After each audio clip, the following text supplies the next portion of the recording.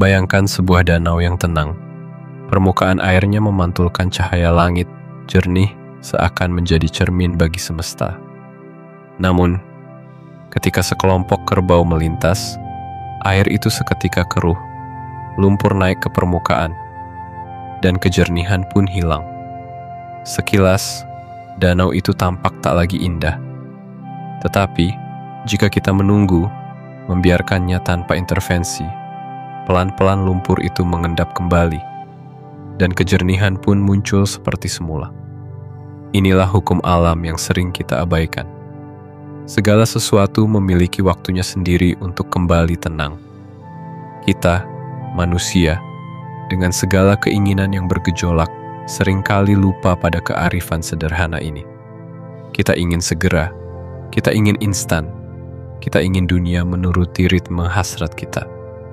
Padahal, kehidupan tak pernah tunduk pada keinginan pribadi. Ia bergerak dengan ritme kosmisnya sendiri, perlahan, pasti, dan penuh rahasia. Kisah Buddha bersama muridnya di tepi danau bukan sekadar cerita tentang air yang keruh. Itu adalah cermin bagi batin kita yang gelisah. Setiap kali kita marah, kecewa, atau terburu-buru, batin kita bagaikan danau yang baru saja diguncang. Keruh, tidak jernih, sulit melihat kebenaran yang ada di kedalamannya.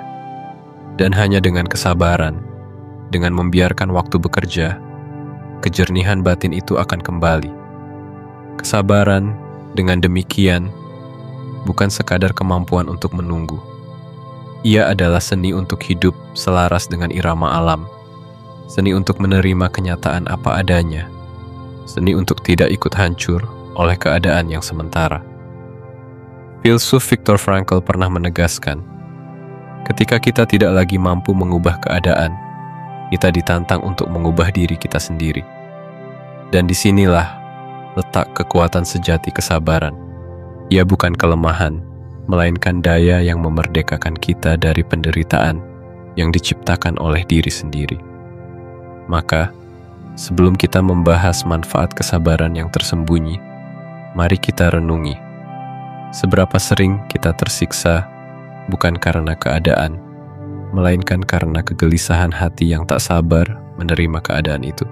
Seberapa sering kita lupa bahwa seperti danau, batin pun akan jernih kembali jika kita mau menunggu. Bagian 1. Mengikuti aliran alam. Kehidupan pada dasarnya adalah sebuah arus. Ia mengalir sebagaimana sungai mengalir menuju lautan. Air sungai tidak pernah bertanya, "Mengapa aku harus melewati batu ini? Mengapa aku harus berliku di sini? Mengapa jalanku tidak lurus?" Ia hanya mengalir, menyesuaikan diri dengan lekuk-lekuk bumi, melewati celah, melompat dari tebing, bahkan menggenang sejenak ketika terhalang. Tetapi akhirnya, ia selalu sampai ke tujuan, lautan yang luas. Sebaliknya, manusia seringkali ingin memaksa arus agar mengikuti kehendaknya. Kita ingin memetik buah sebelum matang. Kita ingin memetik hasil sebelum waktunya. Kita ingin semua berjalan sesuai keinginan kita, seketika, tanpa menunggu. Akibatnya, kita lelah berenang melawan arus, terhanyut oleh kekecewaan, lalu menyalahkan kehidupan karena tak sesuai dengan bayangan kita. Filsafat Tao menyebut hal ini sebagai Wu Wei, yaitu seni bertindak tanpa melawan arus alam. Bukan berarti kita pasif dan tidak berbuat apa-apa, melainkan kita bertindak dengan selaras pada momen yang tepat, di tempat yang tepat, tanpa paksaan. Alam memiliki jalannya sendiri, sebuah keteraturan yang halus namun tegas. Bila kita mencoba memaksa, kita justru merusak. Seorang petani yang menarik batang padi agar cepat tinggi justru akan mematikannya. Seorang penulis yang memaksa dirinya untuk menulis ketika batinnya kering justru akan semakin kehilangan inspirasi. Kesabaran adalah jembatan agar kita bisa selaras dengan arus alam itu. Ia adalah kemampuan untuk menunggu hingga saatnya tiba, tanpa menggerutu, tanpa tergesa. Michel de Montaigne pernah berujar, tatanan umum alam yang menjaga kutu dan tikus tanah juga menjaga manusia, asal kita memiliki kesabaran yang sama dengan mereka. Betapa bijaknya kalimat ini, bahkan makhluk kecil sekalipun hidup sesuai irama alam, tanpa tergesa, sementara manusia dengan akalnya justru sering merusak keserasian itu. Contoh sederhana bisa kita lihat dalam proses kreativitas. Inspirasi sejatinya bukan sesuatu yang bisa dipanggil dengan paksa. Ia seperti burung liar. Bila kita mengejarnya dengan terburu-buru, ia akan terbang menjauh. Tetapi bila kita duduk dengan sabar, membuka hati, membiarkan waktu berjalan, burung itu akan hinggap dengan sendirinya di bahu kita. Penulis besar Charles Bukowski pernah menulis, "Jika kau harus menunggu hingga api itu keluar darimu, maka tunggulah dengan sabar. Jika api itu tidak pernah keluar, lakukan hal lain." Kata-kata ini mengingatkan kita bahwa kesabaran bukanlah penghambat, melainkan pintu agar sesuatu datang pada saat yang tepat. Kesabaran dengan demikian adalah seni menyesuaikan diri dengan ritme kosmos. Ia membuat kita tidak lagi memaksa kehidupan tunduk pada keinginan kita, melainkan menundukkan ego, agar selaras dengan aliran kehidupan. Dengan kesabaran, kita berhenti melawan arus dan mulai belajar menari di atas alirannya. Bagian 2. Membuat keputusan yang lebih bijak. Kesabaran adalah cahaya yang menuntun akal agar tetap jernih. Ketika emosi berkecamuk, marah, takut, kecewa, akal kita menjadi kabur seperti kaca yang berembun. Dalam kondisi itu, keputusan yang lahir hampir selalu terburu-buru dan seringkali berujung penyesalan. Berapa banyak orang yang menyesali kata-kata yang terucap saat marah? Berapa banyak hubungan yang putus bukan karena ketidakcocokan sejati, melainkan karena keputusan yang diambil dalam panasnya emosi. Kesabaran memberi kita ruang jeda, sebuah jarak antara dorongan emosi dan tindakan nyata. Jeda inilah yang menjadi emas. Di dalamnya, akal kembali jernih, hati kembali tenang, dan keputusan dapat lahir dari pertimbangan, bukan dari letupan. Dalam bahasa sederhana, kesabaran adalah bentuk tertinggi dari pengendalian diri. Kearifan lama mengajarkan kita untuk tidur dulu sebelum memutuskan, atau hitung sampai 10 sebelum bertindak. Nasihat itu bukan tanpa alasan. Dengan menunda reaksi, kita memberi waktu pada diri untuk meredakan badai emosi. Saat badai reda, barulah kita bisa melihat dengan jelas ke arah mana perahu keputusan kita harus diarahkan. Kesabaran juga membuat kita mampu melihat gambaran besar. Tanpa kesabaran, kita hanya terpaku pada rasa sakit sesaat, pada ego yang terluka, atau pada keinginan instan. Tetapi dengan kesabaran, kita bisa menimbang jangka panjang, mempertimbangkan akibat yang lebih luas, dan memilih jalan yang lebih bijak. Seperti seorang pemahat yang tidak pernah terburu-buru memukul pahatnya, ia tahu bahwa satu pukulan salah bisa merusak bentuk yang indah. Begitu pula dalam hidup, satu keputusan terburu-buru bisa meruntuhkan bangunan yang kita bangun bertahun-tahun. Kesabaran adalah alat untuk memastikan setiap pukulan tepat, setiap langkah terukur, dan setiap keputusan lahir dari kejernihan, bukan gejolak. Bagian 3. Menjaga ketenangan batin. Ketidaksabaran adalah racun halus yang membuat jiwa kita gelisah.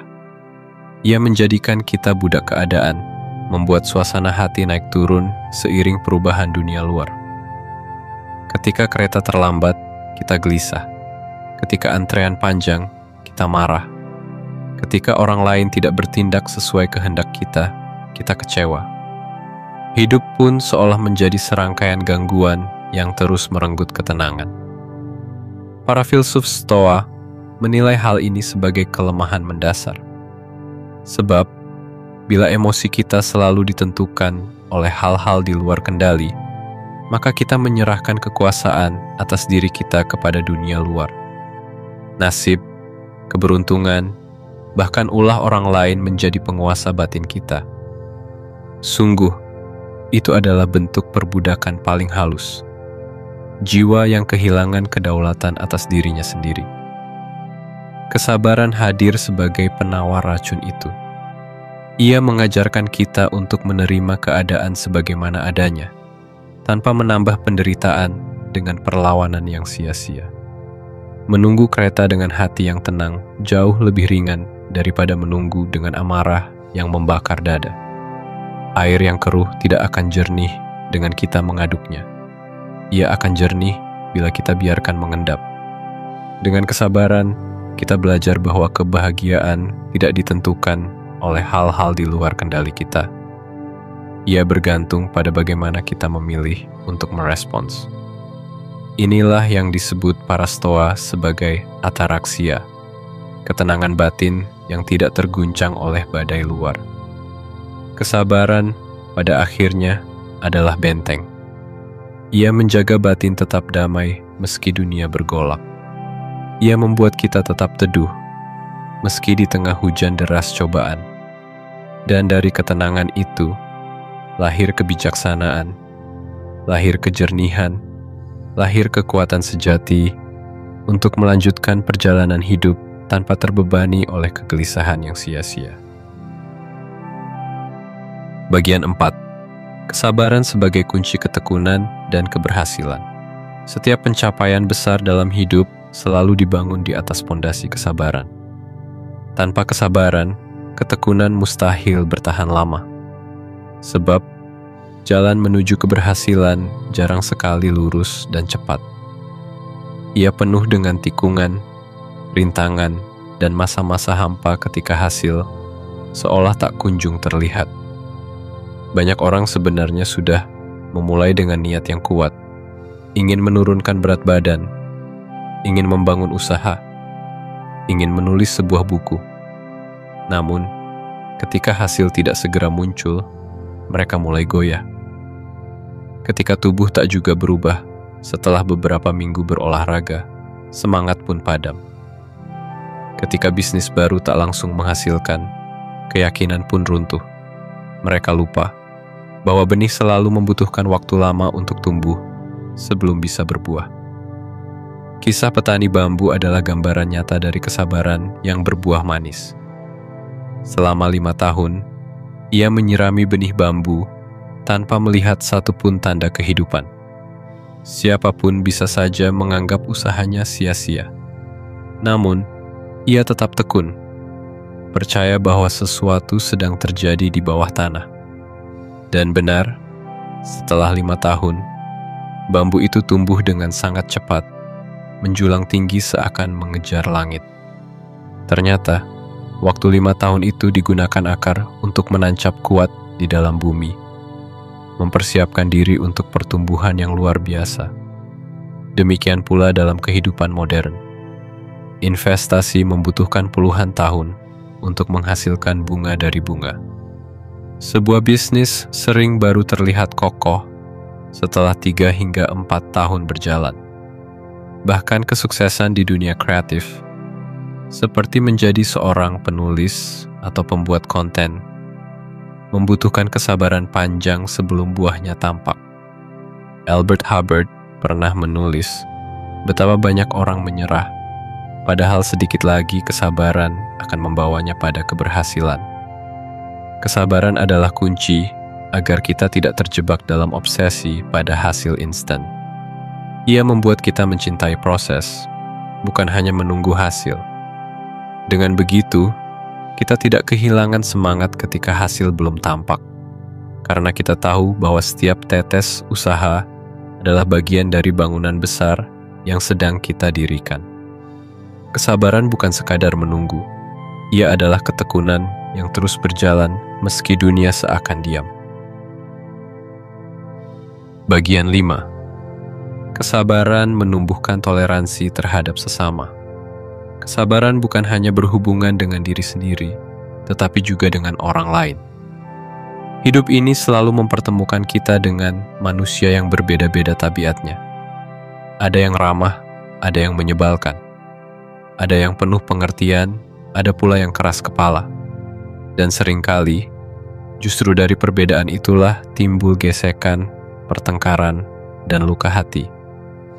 Ketika kita tidak sabar menghadapi orang lain, kita mudah tersulut amarah. Pasangan yang lupa melakukan hal kecil bisa menjadi pemicu pertengkaran besar. Sahabat yang berbuat salah sekali bisa langsung kita jauhi. Padahal, kenyataannya sederhana. Kita tidak bisa memaksa orang lain untuk selalu berlaku sesuai harapan kita.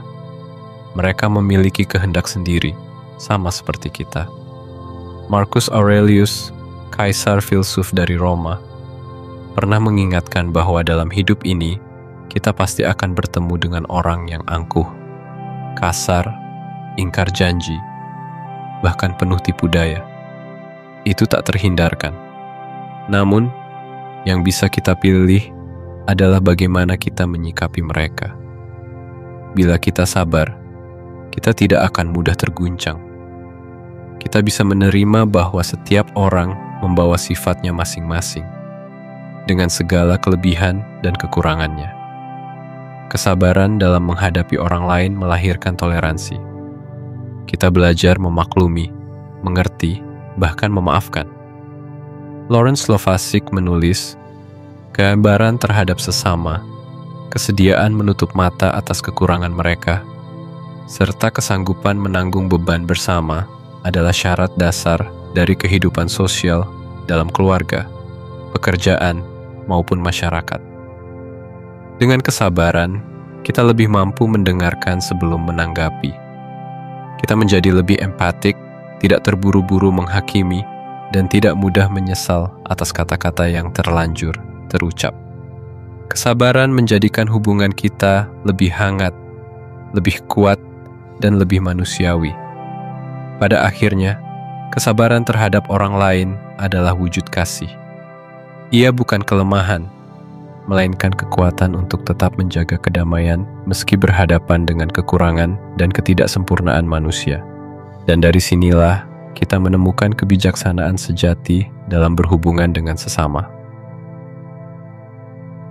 Kesabaran sering dipandang sebagai kelemahan, padahal sejatinya ia adalah kekuatan yang paling halus sekaligus paling kokoh.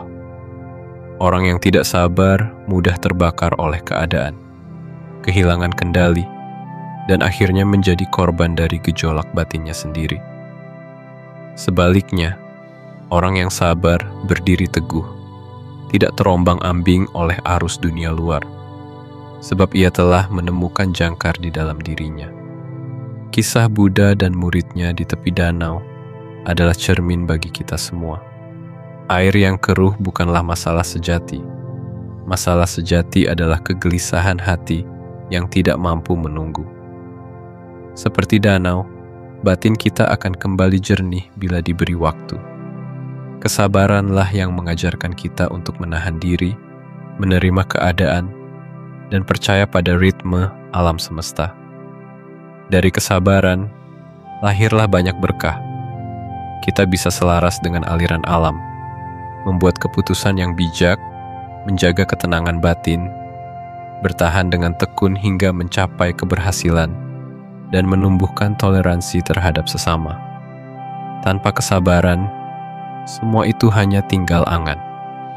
Dengan kesabaran, semuanya menjadi mungkin. Maka, marilah kita belajar menanam kesabaran dalam hati. Kesabaran bukan sekadar menunggu, tetapi seni untuk hidup dengan bijaksana. Ia adalah kekuatan yang membebaskan kita dari penderitaan yang sia-sia, sekaligus kekuatan yang menuntun kita menuju kebahagiaan yang lebih dalam. Seperti air yang akhirnya kembali jernih, jiwa yang sabar pun akan menemukan kejernihannya sendiri.